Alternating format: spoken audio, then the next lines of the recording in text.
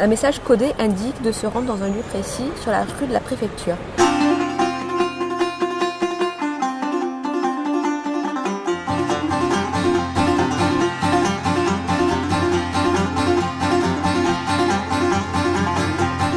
F-U-S-C-E. Non, je sais plus. Je suis Mademoiselle C et voici Monsieur B. Nous résolvons des enquêtes se déroulant à une époque donnée grâce à des indices existant à une autre époque. Nous avons reçu des carnets de mission faisant concorder l'année 2018 avec une enquête du 19e siècle. L'agence 1, 2, 3, 4 a découvert l'existence d'un voyageur spatio-temporel déloyal. Cet individu s'est procuré un élixir de polymorphisme. Il a choisi de prendre l'apparence d'une personne vivant à Nice en 1840. Il s'amuse à détricoter l'histoire de Nice. Le plus grand violoniste du monde pour les uns, le diable personnifié pour les autres. C'est cette période chaotique qu'a choisi notre voleur pour camoufler au mieux ses vols. Donc là, il y a une liste de suspects. Que le texte est un encart historique, il ne vous est pas. Ce semble être une chose qui peut se référer au... D'accord, c'est décodé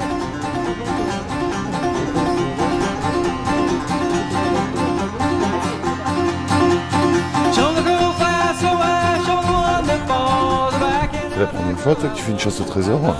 Non, on avait déjà fait avec eux. Donc t'es une joueuse à la base. Oui. Donc vous c'est les McFly, non c'est ça? Si, non si, nous c'est les McFly. D'accord. On voyage dans le temps en fait.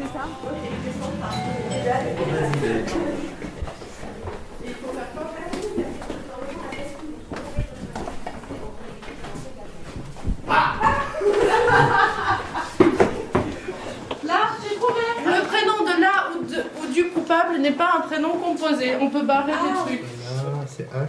Ah non. L'homme. Giacomo Lisier.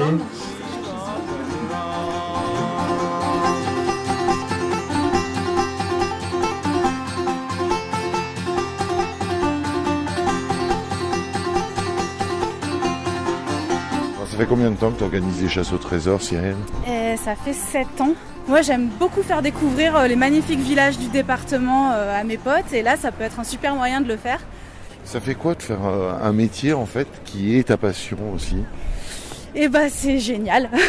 Son boulot c'est d'aller créer des super parcours, faire découvrir des lieux à des gens, faire qu'ils s'amusent. Enfin, Tu faisais quoi toi avant? dans un petit bureau d'études, on faisait de la découverte du patrimoine à travers des sentiers touristiques, de l'aménagement de sports de pleine nature avec la mise en place de via ferrata, d'acrobranches, de sentiers de rando. Voilà, donc c'était cool aussi.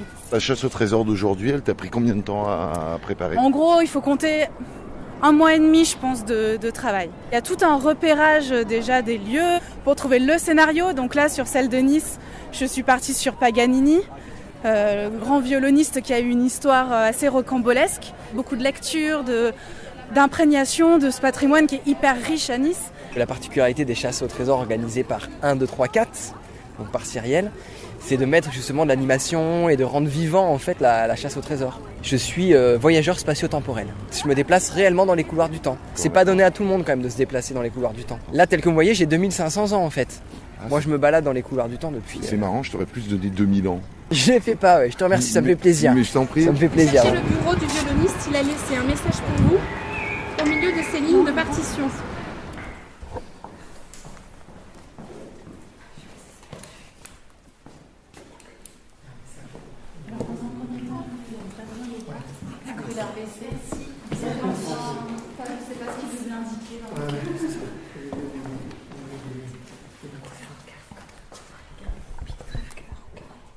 Ah mais du coup, dans quel ordre? Dans la boîte.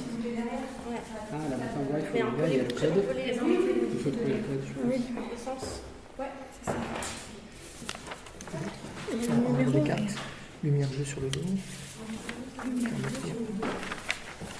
Des cartes. 11. Alors.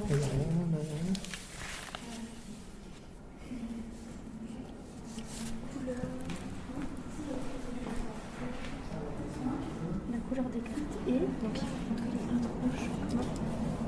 Ah J'ai commencé en faisant beaucoup de chasse au trésor dans le Mercantour, dans les petits villages du Mercantour. Et là, il y a eu des moments magiques où on avait accès par exemple au clocher du village. Donc il fallait le matin que j'aille cacher mon indice et j'avais les clés du clocher et je pouvais monter. Souvent quand le village se réveille, moi j'ai les clés. Il y a donc cette citadelle au sommet où il y a des souterrains et des cachots. Et après ils arrivaient dans la citadelle, il faisait nuit et ils descendaient dans les souterrains avec les flambeaux et c'était juste magique. C'est un grand souvenir quoi. C'est ça que j'aime dans le Mercantour, c'est pas possible dans une ville comme Nice. Et alors ce serait quoi alors la super chasse au trésor la plus incroyable que tu aimerais organiser? Dans un château, j'aimerais beaucoup, dans un grand château.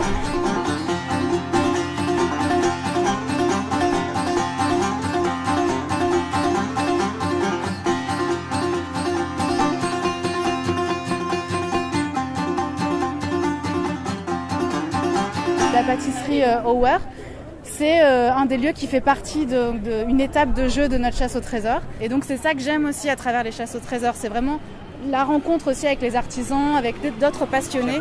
Pour la première fois, depuis que j'habite dans la région, là, depuis 1986, j'ai pris l'ascenseur de la Tour Bélanda.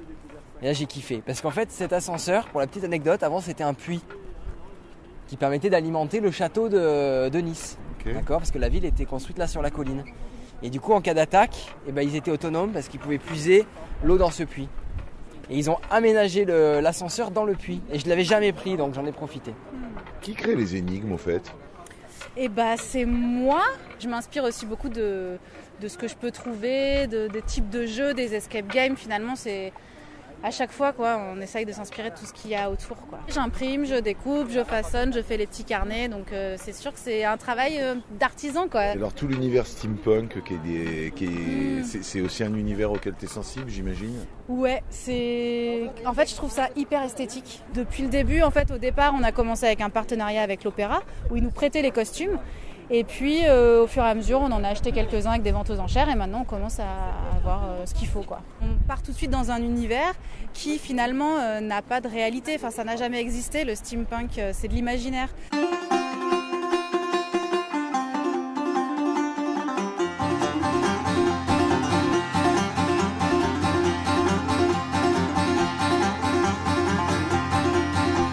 Tout peut être mis en jeu.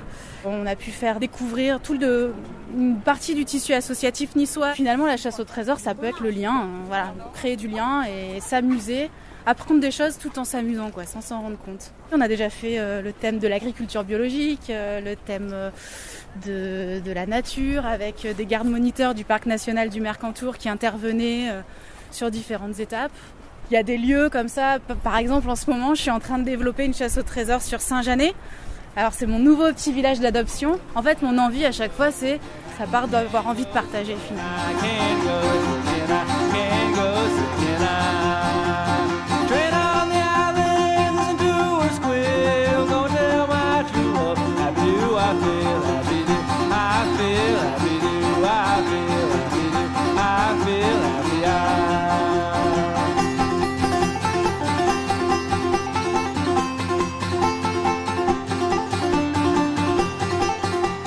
Soyez sûr de vous, sûr. Ouais, c'est bon. T'es sûr les bleus 8 moins 3, 5. C'est le rouge, 5, c'est le bleu. Et le 7. C'est nul. Il faisait quoi, ouais? C'était quoi son métier?